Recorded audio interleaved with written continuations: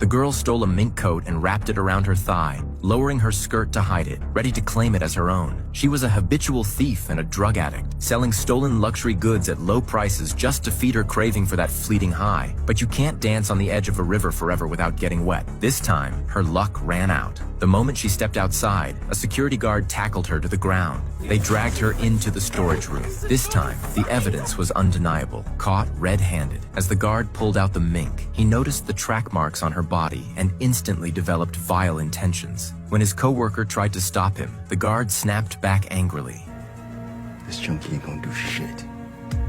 Then the guard assaulted her like a beast, venting his twisted desires, while the girl's inner rage boiled over. But what he didn't know was that her father was the most powerful mob boss in all of Harlem. When his men told him what had happened, John was furious, so angry he could barely breathe. He wanted to destroy the man responsible right then and there. He rushed straight to the scene. The usually composed John was consumed with rage, and though his companions tried to calm him down, his mind was already racing with 100 ways to make the culprit suffer. Soon, more of his men arrived one after another. When John reached the store where the assault happened, the police stopped him. The store owner immediately began talking about his losses, and the cops didn't say a single word about the girl's ordeal. That was the reality for black people then. Their lives were worth nothing in the eyes of the system. After some back and forth, the shop owner said he didn't want to press charges and would drop the theft case altogether. The security guard added that this was already their biggest compromise. At that, John completely lost control. Amid the chaos, the police pointed their guns at him, ready to prevent things from escalating. But from the guard's expression, John suddenly saw the truth. The cops couldn't understand why a powerful black mob boss would go to such lengths to defend a drug addict.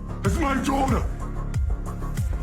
The real culprit now realized how serious the situation had become. Meanwhile, a crowd of black onlookers gathered outside the shop. To protect his community's image, John didn't publicly expose the security guard who had violated his daughter. To keep up appearances, the police took the guard away. But John wasn't the kind of man to swallow an insult, nor would he ever let a scumbag like that walk free, especially not one from within his own community. When the rapist next faced John, he wept crocodile tears.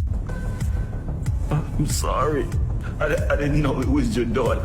The moment he finished speaking, John's most feared enforcer stepped out of the shadows, a man whose name alone made others tremble. John decided to punish the man in exactly the same way he had humiliated his daughter. He wanted the scum to feel what it was like to be violated.